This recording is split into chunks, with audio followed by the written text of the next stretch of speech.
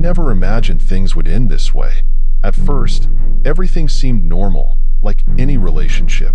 Emma and I met at a party with mutual friends. She was beautiful, fun, and had a way of making me feel special. Everything seemed perfect, fun, and lovely, until it wasn't anymore. After a few months, things started to change. She became possessive, jealous, and the arguments became more frequent. I tried to talk, to fix things, but it seemed like every attempt just made things worse. Finally, I decided it was better to end it. She didn't take it well. At first, it was the messages, always wanting to talk, understand what went wrong, trying to convince me to come back. I tried to be polite, responded now and then, but it felt like every message was just an excuse for another argument. When I stopped replying, the calls started. In the middle of the night, my phone would vibrate. I knew it was her, but I ignored it. But the calls wouldn't stop. 3, 4 times a night. And when I answered, the silence on the other side was disturbing. She'd stay there, breathing heavily, and then hang up. This started to make me nervous, but I still tried to be rational. Maybe this was just her way of dealing with the breakup. But then, things got worse. I started noticing her presence. Sometimes, at night, I'd see a shadow moving outside my window. At first, I thought it was my imagination, but it wasn't. One day, I was sure. I was coming home after work, and I saw her standing on the corner of my street, staring directly at my house. That cold, empty look gave me chills. I didn't know what to do to make her leave me alone. I decided to ignore it, hoping she'd get tired. Emma didn't get tired. In fact, the stalking became more intense. She knew where I was, who I was with, and never missed a chance to show up. Sometimes, I'd get a message from her saying, "I saw you at the bar with your friends. Looks like you had fun." It felt like she was always around, watching me, spying on me. One night, I came home and found a red rose on my doorstep. No note, no explanation, just the rose. The smell was strong, almost suffocating. I knew it was from her, but the idea that she had been there, so close, scared me. I locked the doors, shut the windows, but nothing felt secure enough. The feeling of being watched, even inside my own house, was suffocating. I started sleeping poorly, waking up in the middle of the night with the sensation that someone was watching me. The nightmares began, with scenes of her doing the worst things, making me even more terrified. The nights become longer. The sound of my phone vibrating, the shadow passing by the window, the feeling of being watched. All of it started messing with my head. I couldn't tell what was real anymore, and what was just my imagination. One night, I woke up to the sound of knocking on my window. My heart almost stopped. I went over, afraid of what I might find. I opened the curtain, and there she was. Emma, standing outside, staring at me. Her eyes were sunken, like she hadn't slept in days. Her smile was disturbing, almost eerie. I took a step back, terrified. She started whispering my name. "Michael, Michael," repeatedly, like she was in a trance. I yelled at her to stop, but she didn't. The whisper grew louder, more insistent, until I couldn't take it anymore. I closed the curtains, but the sound continued. She was outside, but I could swear I heard her inside my head. I couldn't take it anymore. I was going crazy. I had to end this. I called her, begged her to stop, to leave me alone. She laughed, a cold, lifeless laugh. "You'll never get rid of me, Michael. Never." I decided to leave the house, to get away, but something held me back. That night, I went to sleep on the couch, but woke up in my bed, without remembering how I got there. My body trembled, sweat ran down my face, and there she was, sitting on the edge of my bed, watching me. Her face was pale, her eyes lifeless. She reached out, touched my face, and the cold I felt was like death had touched me. I screamed, but no sound came out. She leaned in, whispering in my ear, "I told you you'd never get rid of me." And then, everything went dark. When I woke up, I was alone. The house was silent, but it was a heavy, almost tangible silence. I looked around, expecting to see her in some corner, but she wasn't there. I went to the door. The red rose was there, as always. But this time, next to it, there was a photo. A photo of me, sleeping. I didn't know who took it, but I knew what it meant. Emma was gone, but her presence was still there, lingering in every corner of the house, in every shadow. I never saw her again, but I was never the same. The feeling of being watched never disappeared, and I knew, deep down, that she was still around, waiting for the right moment to come back. I couldn't escape, and maybe I never will.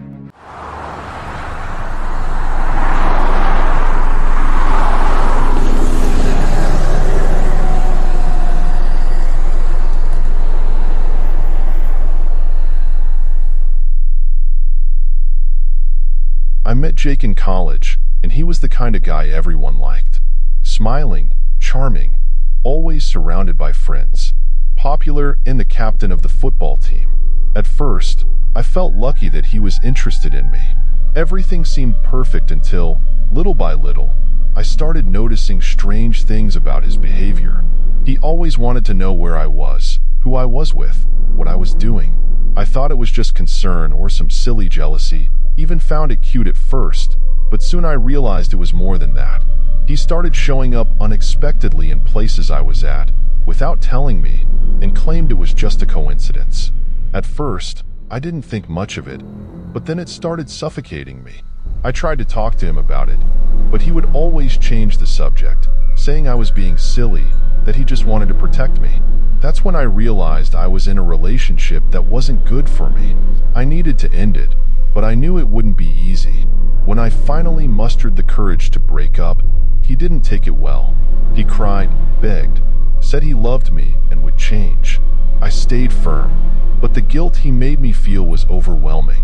I knew I was doing the right thing, but I couldn't shake the feeling that I was destroying someone. The following days were hell. Jake wouldn't stop calling, sending messages, showing up outside my house.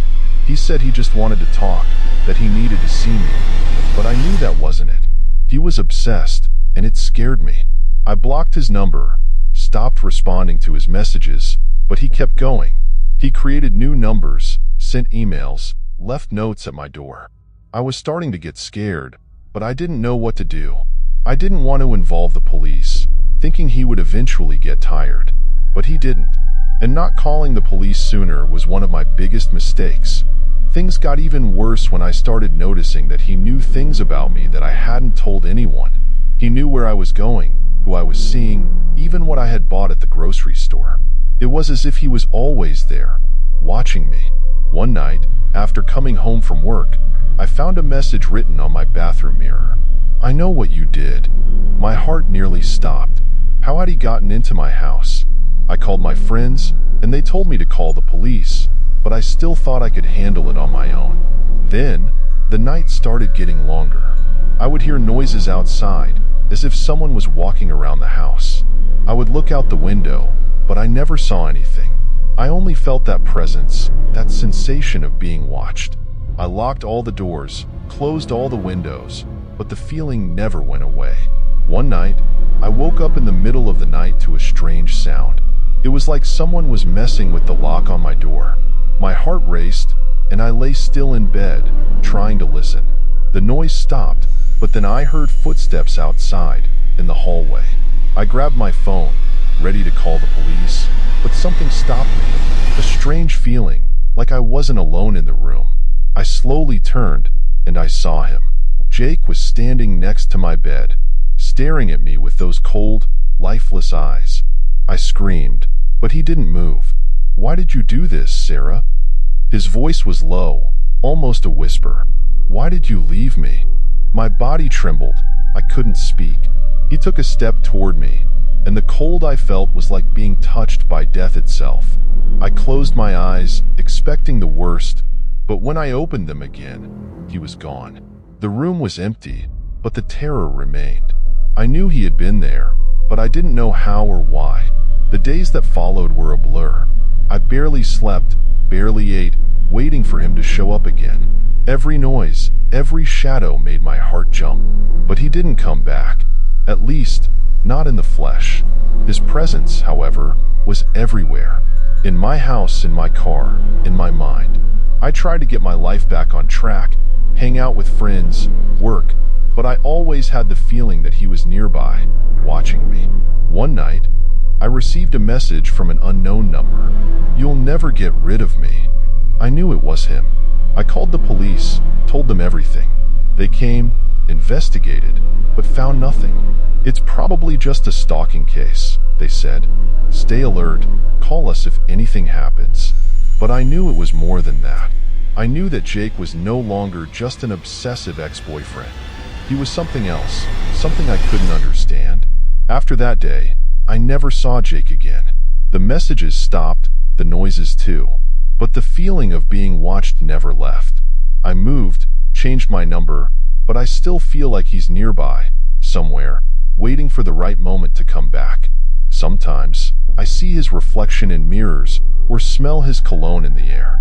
Other times, I wake up in the middle of the night with the feeling that he's there, beside my bed, watching me. I think I've become paranoid after everything that happened. It feels like he's everywhere, all the time. But when I look, there's no one. I don't know if I'll ever get rid of this terror, this presence that haunts me. Maybe, just like he said, I'll never be free of Jake. And that's the part that scares me the most.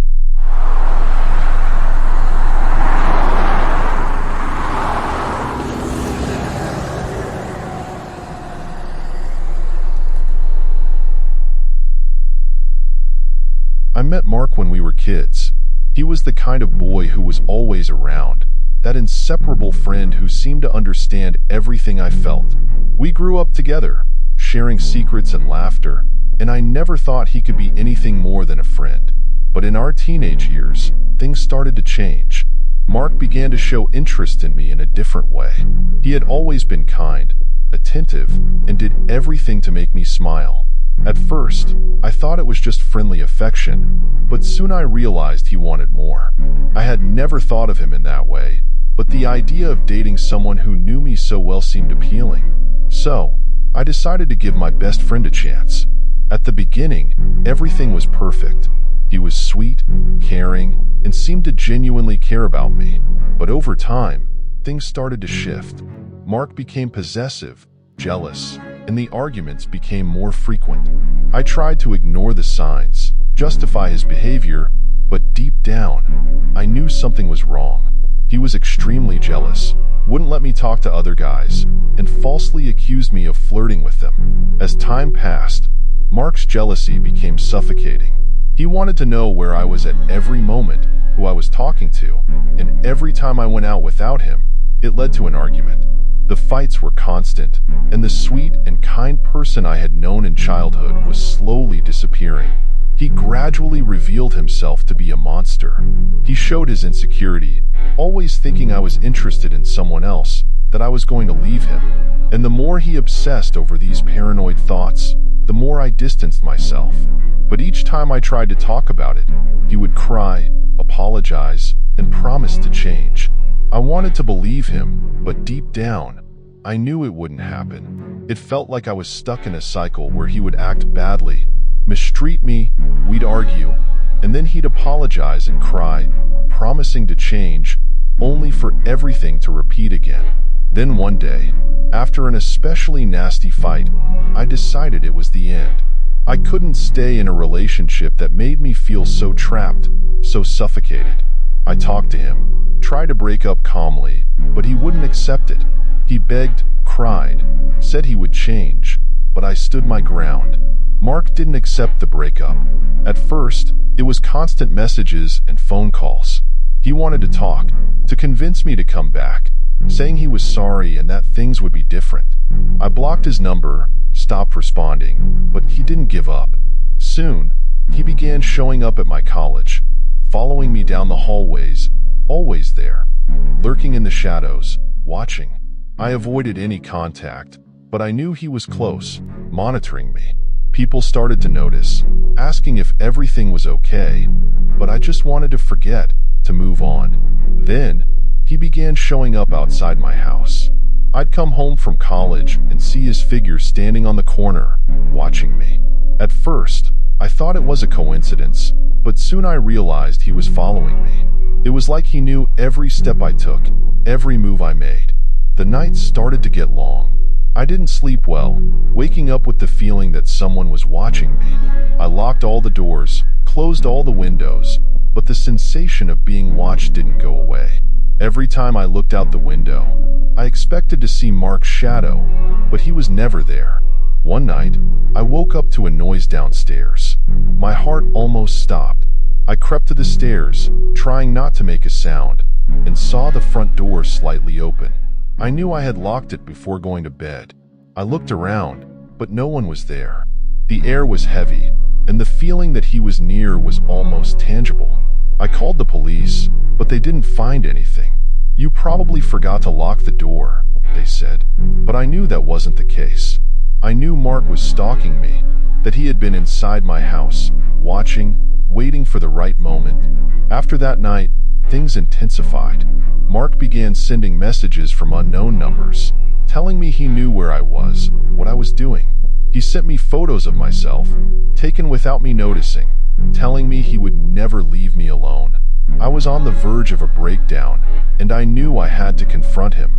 One night, I saw him standing outside my house, watching me. I decided it was time. I walked out and approached him. He had a strange smile on his face, as if this was all some kind of game. "Why are you doing this, Mark? This needs to stop." My voice trembled, but I tried to stay firm. He just laughed, a sound that chilled my blood. "You don't understand, Anna. I'll never leave you. If I can't have you, no one else will." After that night, Mark disappeared. I didn't know if he had finally given up, or if he was planning something worse. The police tried to find him, but he seemed to have vanished. I should have felt relieved, but I couldn't. Something inside me told me it wasn't over. Weeks went by, and I tried to get my life back on track, but the feeling of being watched never left. Sometimes I could smell his scent, hear his voice in places where he wasn't. It was like he was still there, somewhere, lurking. I don't know if I'll ever be free of Mark. Maybe he's still out there, watching me, waiting. And that's what scares me the most.